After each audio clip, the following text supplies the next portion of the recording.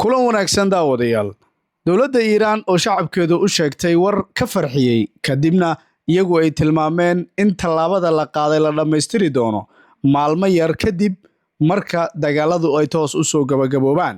Haddaba maxay tahay warkaasi ka farxiyay reer Iiraan? Barnaamijka ayaad kaga bogan doontaan. Hogaamiyaha ugu sarreeya dalka Iiraan Ayatollah Mujtaba Khamenei oo isagu laga soo bandhigay heerka dhaawiciisu gaarsiisan yahay xaaladiisa waxa iska bedelay iyo waliba sida waqti xaadirkan uu u maamuli karo ama hogaamin karo dalkaas Iiraan. Faahfaahin ku saabsan dhaawiciisa ayaan ku hayaa. Shiinaha oo sheeko aan caadi ahayn isagu keenay isla markaana dagaalkii Iiraan iyo Mareykanka dhex maray dulduleelada iyo meelaha ay ka liitaan ciidamada Mareykanka xog ururin uu ku sameeyay ayaan ku hayaa iyo waliba meelaha ay ka daciifsiin oo durba Shiinuhu uu diiwaan geliyay. Sheekooyin yaab leh iyo qobarro ku saabsan dhanka ammaanka ayaa fashilaya markaa. Qodobadan iyo kuwa kale oo xiiso badan barnaamijka ayaad kaga bogan doontaan. Meel kastoo aad joogtaan daawadayaal, soo dhawaada channelka subscribe saaro, sii share gare, saaxiibadiina la wadaaga muuqaalka, like ku dhiirigeli, aad baad u mahadsan tahay daawade. Soo dhawow.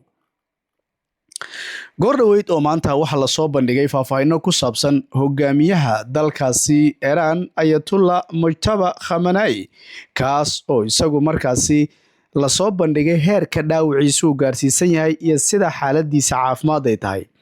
Sawirkan waxaad ka arkaysaan ama screenshotkan idinkaga soo qaaday waa telefishinka Al Jazeera. Telefishinka Al Jazeera waxaa leeyahay mas'uul Iiraan u dhashay ayaa waxa uu soo bandhigay tafaasiil ku saabsan heerka dhaawaca Mujtaba Khamenei. Ninka la yiraahdo Xasan Xuseini ma aha nin caadi ah. Xafiiska hogaamiyaha Ayatollah ayaa uu isagu madax ka yahay qaybta agaasinka guud munaasabadaha iyo waliba wax kasta oo markaa ku saabsan xafiisyada marka ay munaasabada dhiganayaan isaga shaqadiisu ay tahay iyo guud ahaan maamulkaba. waxaa la yiraahdaa Xasan Xuseini muxuu soo bandhigay barnaamijka ayaan kugu hayaa aad ku daawanaysaan waliba xogta aan kuu sheegayo waxaa ka mid ah ninkan xaaladiisa xaaskiisa waqtigii geeriyootay generaaladii isaga markaasi waqtigii la duqeynayay geeriyooday barnaamijka ayaan kugu hayaaba aanu ku bilownay agaasimaha guud ee munaasabadaha xafiiska ninka u qaabilsan hogaamiyaha dalkaasi Iiraan Ayatollah Mujtaba Khamenei ninka la yiraahdo Xasan Xuseini waxa uu faahfaahin ka bixiyay xaaladda caafimaad ee hogaamiyaha dalka Iiraan Mujtaba Khamenei. Xuseini waxa uu sheegay in Mujtaba dhaawac fudud uu soo gaaray waliba dhaawaca waxa uu ka haleelay ayuu yiri dhabarka iyo jilibka. warar baa jiray maalmihii ugu dambeeyay la baahinayay lug ka mid ah ninka inay go'dayba sida wararkii ugu dambeeyay sheegaya markaa maalintii ugu horeysay dagaalkii u dhaxeeyay Israel iyo waliba Mareykanka oo isku dhinacay waliba Iiraan waa duqeyntii ugu horeeyay aabihii lagu dilay ayaa lagu dhaawacay ninkan. waxa uu cadeeyay in dhaawacyada qaar ay bogsadeen isla markaana Mujtaba hadda uu ku jiro xaalad caafimaad oo wanaagsan. Xuseini waxa uu sheegay in weerar dhacay 28 Febraayo lagu bartilmaameedsaday xafiiska hogaamiyihii hore Cali Khamenei iyo waliba goobaha u dhow. weerarkaas waxa uu sheegay inuu sababay dhimashada General Shirazi waa mid ka mid ah generaalada miisaanka culus ku leh marka laga hadlayo Jamhuuriyadda Islaamiga ah ee Iiraan. Generaalkaasi ma aha generaal caadi ah, waa mid ka mid ah kuwa la qadariyo miisaanka culusna ku leh Jamhuuriyadda Islaamiga, laakiin hadda waa uu geeriyooday. waxa uu intaa ku daray in duqeymaha lagu garaacay halka uu isagu ka shaqayn jiray hogaamiyihii hore. Xuseini waxa uu intaa tilmaamay Mujtaba goob uu casharo ku bixin jiray ayaa gebi ahaanba la burburiyay, balse maalintaasi meesha la beegsanayo isaga ma uusan joogin. sidoo kale waxa uu sheegay guriga Mujtaba Khamenei markii dambe la weeraray isaga laakiin guriga kuma dhaawacmin oo wuxuu ku dhaawacmay odaga ayuu la joogay sida hadda markaa la xaqiijiyay. halkaas waxaa lagu dilay xaaskiisa Zahra Haddad Caadil. waxaa sidoo kale lagu dilay Musbaax Al-Huda Baqiri Kani oo qaraabo la ahaa Cali Khamenei. sida uu sheegay Mujtaba waxaa dhacay kadibna mawjado qaraxya taasoo sababtay dhaawaca jilibka markaasi iyo waliba kan dhabarka Xuseeni wuxuu beeniyey wararka sheegaya dhaawac wejiga inuu jiro. Dad baa tilmaamayay faruurta dhanba odagu maba haysa baa la lahaa. Ninku faruur la'aan buu noqday, waa ay ka jajaban tahay, bal waxbaa la tirinayay. Hadda faahfaahinno ayaa laga bixinayaa oo mas'uul rasmi ah soo baxaya oo ogolaansho u haysta inuu faahfaahiyo heerka dhaawaciisa si loo qanciyo shacabweynaha dalkaasi Iiraan. Waxa uu sheegay waxa hadda looga hadlayo dhaawaciisa inay jiraan umuro dhowra. Wuu beeniyey dhaawac wejiga inuu qabo ama madaxa ah. Mujtaba waxaasoo dhan kama soo gaarin buu yidhi. Wuxuu sheegay inuu jiray keliya nabaro yaryar oo dhegta gadaasheeda ah. Waxuu sidoo kale sheegay in kuwa ka soo horjeeda ama cadowga ay doonayaan sawir ama muuqaal cusub oo mujtaba si loo fuliyo weerar kale. Balse wuxuu sheegay hogaamiyaha cusub shacabka inuu la hadli doono waqtiga habboon. Haddaba tan iyo markii la doortay mujtaba ee lagu bedelay aabihii si rasmi ah uguma soo muuqan warbaahinta. Maxaa ay qabtaaba ninku wejina lagama hayo oo sawirna lagama hayo muuqaalna lagama hayo.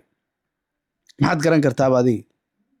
Madaxweynaha dalka Iiraan Mas'uud Pezeshkian ayaa dhawaan sheegay in kulan 2 saac iyo bar qaatay uu la yeeshay mujtaba isagoo meesha ka saaray shakigii laga qabay xaaladiisa caafimaad.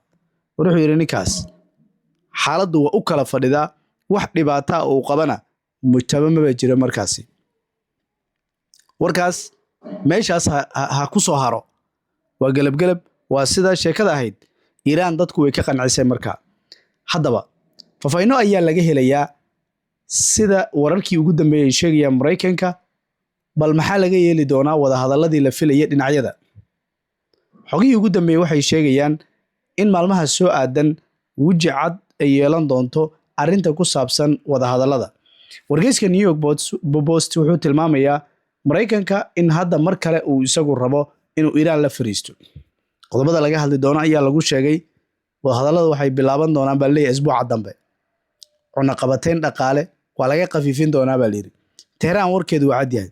Waxay tiri bahal waxa jiro qoyaanka lagu qabto magaciisa ma haye adaa garanaya committee hoose ku soo qor. Balka waxa la yiri marka qoyaanka baa lagu qabtaa haddii aad meel qalan u arko ma arkaysid isma arkaysaan. Marka Mareykanka waa saas oo kale hadda god igu jirtaa aniga waxaan rabo dhan hadda ii dhamaynaysaa. Wax kale oo la iman doono oo la sugi doono maba ku jiro taagay. Haddaba wax mustaqbalka iman doono waa la qaadi doonaa ma jirto. Hadda qaadaysa cunaqabateynta muddadaas bisha. New York Times waxay soo bandhigtay Ruushka in Iiraan uu siiyay wada ganacsi oo ay kaga maarmeenba Caspian Sea. Macnaha Hormuz way kaga maarmeen Caspian Sea baa la siiyay ama Bahrul Ghazwin. mid doonto markaa afka carabiga Bahrul Ghazwin baa la yiraahdaa halkana Caspian Sea bay yiraahdaan Ingiriisku markaa. Warbixintu waxay sheegaysaa in Ruushka Iiraan u dhoofiyo waqti xaadirkan qaybo ka mid ah diyaaradaha aan duuliyaha lahayn, taasoo ka caawinaysa Teheraan dib inay u dhisto awoodeeda weerar walow gudaha dalkaas Iiraan lagu sameynayo. Sidoo kale waxaa la sheegay badeecooyin badan oo markii hore mari jiray marinka Hormuz hadda laga soo gudbiyo dhanka badda Ghazwin. Dhaqdhaqaaqa maraakiibta u socda Iiraan ee maraya badda Ghazwin ayaa si weyn u kordhay bilihii la soo dhaafay. Inkastoo qaybaha militariga Ruushka ay si toos ah u bedeli karin jihada dagaalka oo Iiraan ay kula jirto Mareykanka Israel, haddana waxa leeyahay gacan weyn ay ka siinayaan xoojinta marka la eego dhisidda nidaamyada difaaca markaa. Haddaba waxa inta lagu daray haddii sahaydan Ruushka ay sii socoto Iiraan inay si dhaqso ah dib ugu soo celin karto awoodeeda military sida warbaahinta ay ku waramayso markaa. Dadkan warkoodu waa cad yahay ama dagaal diyaar u ah oo ahaw ama waxa doonto diyaar u ah iyagu warkoodu waa cad yahay.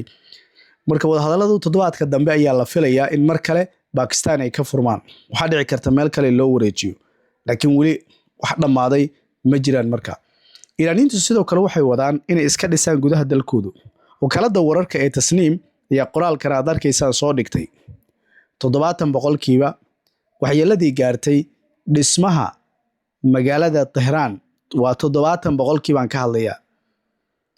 Waa ku xigeenka duqa magaalada Teheraan 70% waxa leeyahay already dib u habeen baa lagu sameeyay. Waxaan ka hadlaynaa waxay tahay dowlad dagaal ay kula jirtaan ka hadlaynaa adduunka dowladda ugu quwadda badan weli dagaalka uusan dhamaan xabajoojinta intay socotay waxaa dib loo habeeyey gurihii waxyeelada yaryar soo gaaray 70% 60,000 oo guri oo ku yaalay Tehran ayaa wax laga qabtay imagine marka waa dowlad dagaal ku jirta inta qabanaysa marka lagu leeyahay dowladnimadu waa cajiib cilmiguna waa cajiib waa wax ayaga soo saara balka waran dal dhan oo intaas soo sano cuna qabatayn saarna ayaa sidaas hadda wuxuu ku leeyahay 60,000 oo already dhisma ayaa marka la dhameeyay almost 0% lagama soo bilaabin laakiin waxyeelada gaartay qaarkood waxba laga bedelay marka wuxuu ku tusinaysaa shaqo inay qabanayso dowladda inaysan fadhin in juhdi ay bixinayaan marka jamhuuriyadda islaamiga Iran waxa leeyahay dadkoodii waxbay markaasi u qabanayaan politico warbay keentay ciidanka dalka Shiinaha warkiisu waa weyn yahay markan war yarba ma aha warka Shiinaha uu la yimid war yar ma aha waxa lagu leeyahay waxbuuba ka bartayba oo daraasin ayuu ku sameeyay weeraradii United States ay ku qaadeen Iran si uu ogaadaan meelaha daciifka ay ka yihiin oo laga faa'iideysan karo dagaal kale hadii uu dhex maro ama dagaal mustaqbalka Washington iyo Beijing Shiinuhu wuxuu si gaar ah ula socdaa ayaa la yiri dhaqdhaqaaqa saraakiisha militariga sida wax u qorsheynayaan howlgallada sida u fulinayaan weerarada gantaalada habka xogaha sirdoonka u ururinayaan warbixintu waxay sidoo kale sheegaysaa in kastoo Pentagon-ku weli leeyahay awood ciidan oo xoogan oo dhinaca farsamada dagaalka haddana Mareykanka inuu wajahayo dhibaato ku saabsan istiraatiijiyadda guud iyo maamulka howlgalka dagaalka yani fashil dhanka maamulka ayaa haysta Donald Trump iyo waliba dowladdiisa saraakiisha Shiinaha waxay aaminsan yihiin gantaal kasta oo Mareykanka uu ku isticmaalayo Iran inuu yahay gantaal ka maqnaanaya awoodooda isla markaana kaydka laga weynayo kaasoo uu markii hore rabay inuu ku cabsi geliyo dhanka iyo Pacific waxa leeyahay sidoo kale maraakiibta dagaal in loo wareejiyo bariga dhexe difaacyada cirka ciidamadii la soo rarayo isla markaana badweynta Pacific laga soo rarayo loona dirayo bariga dhexe waxa loo arkaa calaamad muujinaysa kaydka hubka ee Mareykanka inuusan ahayn sidii hore waliba xaalkiisu yuusan dhamaan baa leeyahay laakiin culays baa haysta bay leeyihiin warbaahinta marka qoraalkan sidaad ka arkaysaan sida la sheegay marka xog ururin ay sidoo kale samaysay Center of Strategic and International Studies Shiinuhu wuxuu sameeyay oo la balaaran oo lagu sifeynayo ciidamada kaasoo toddobaadkan adugtiin lagu xukumay dil wasiir hore oo gaashaandhigga soo xukumay waayo cidda musuqmaasuqa iyo waliba laaluushka lagu helo samadido baa lagu qaadayaa tiirka la geenayaa baa leeyahay marka reer Iran Shiinaha waaba fursad ay siiyeen baa leeyahay marka xogtii ugu dambeysay waxay sidoo kale tilmaamaysaa in maraakiibtii mareysay marinbiyoodka Hormuz ay yaraadeen sida ay ku waramayaan Iiraaniyiintu marka qoraalkan tasniim ayaa la soo dhigay wakaaladooda wararka Shiinaha marka xaalkoodu waa ka halkaas baa la kala maraya mas'uulkana sidaas buu isagu faahfaahiyay gabar saxafiyad oo Mareykan waxay sheegaysaa toddobaadka dambe hadallada inay bilaaban doonaan halkaasi Pakistan ayaa laga yaabaa mar kale in la isugu tago marka haddaba kuwani waa wararkii ugu waaweynaa uguna dambeeyay oo barnaamijkan doornimo aad kaga boganayseen waa barnaamijkani labaad aan ugu talagalnay xaaladihii ugu dambeeyay bariga dhexe iyo waliba xiisadda Iran iyo Mareykanka ka dhexoloosa marka intaan ku kulmi doono barnaamijkan mid lamid ah waa Cabduqaadir Qays oo idin leh channelka warweyn subscribe saaro si share gare muuqaalka like ku dhiirigeli halkan waxaad ka helaysaa xogta ugu muhiimsan iyo wararkii ugu dambeeyay caalamka. Mahadsanidin.